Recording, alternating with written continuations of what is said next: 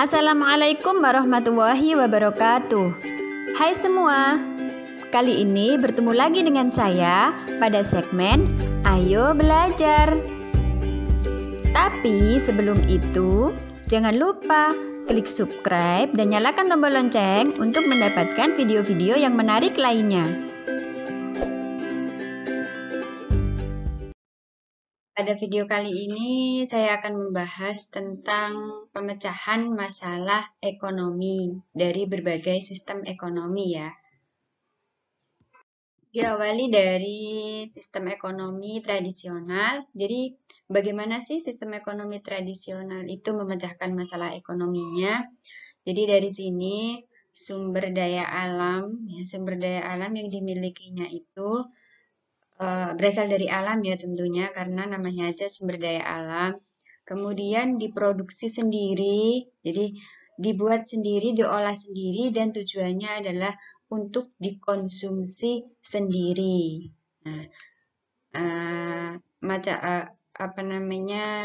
sistem ekonomi tradisional ini terjadi pada masa bercocok tanam dan berada di masyarakat pedesaan. Jadi sumber daya alamnya diolah, diproduksi sendiri, dan digunakan sendiri. Nah, itulah cara sistem ekonomi tradisional memecahkan masalah ekonominya. Kemudian yang kedua adalah sistem ekonomi pasar. Bagaimana sih sistem ekonomi pasar memecahkan masalah ekonominya? Jadi sumber daya alam tadi, kemudian pemerintah menyerahkan kepada swasta, jadi sumber daya alamnya itu diserahkan kepada swasta untuk diolah. Jadi kalau pasar itu berarti semuanya diserahkan kepada masyarakat atau swasta, pemerintah tidak ikut campur gitu ya. Produksi, distribusi, konsumsi diserahkan kepada kepada swasta, kemudian disalurkan melalui mekanisme pasar. Jadi di sini contohnya adalah negara Amerika Serikat dan negara Hong Kong ya. Nah, seperti itu. Jadi semuanya diserahkan oleh swasta. Ini adalah sistem ekonomi komando. Bagaimana sistem ekonomi komando memecahkan masalah ekonominya? Nah, sumber daya alam yang dimiliki kemudian diproduksi oleh pemerintah. Jadi ini kebalikan dari sistem ekonomi pasar.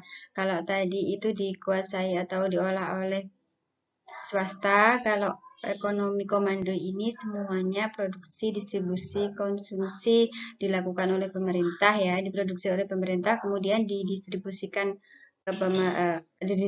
pemerintah kepada rakyat. Contohnya adalah negara Kuba dan RRC. Ya. Terakhir adalah sistem ekonomi campuran, yaitu campuran antara pemerintah dan swasta. Jadi sistem ekonomi komando dan sistem ekonomi pasar. Cara memecahkan masalah ekonominya yaitu sumber daya alamnya dibagi menjadi dua, yang dikuasai oleh pemerintah dan diolah oleh swasta. Yang dikuasai oleh pemerintah adalah bagi industri-industri vital, misalnya adalah listrik, air, gitu ya. Jadi industri-industri yang memang sangat vital dibutuhkan oleh masyarakat. Kemudian untuk swasta itu industri-industri lain yang bukan industri vital. Jadi antara keduanya saling intervensi. Nah, jadi contohnya adalah negara Prancis dan Swedia. Nah, berikut ini adalah perbedaan antar sistem ekonomi mulai dari tradisional, sistem ekonomi pasar, komando, dan campuran. Dilihat dari beberapa hal.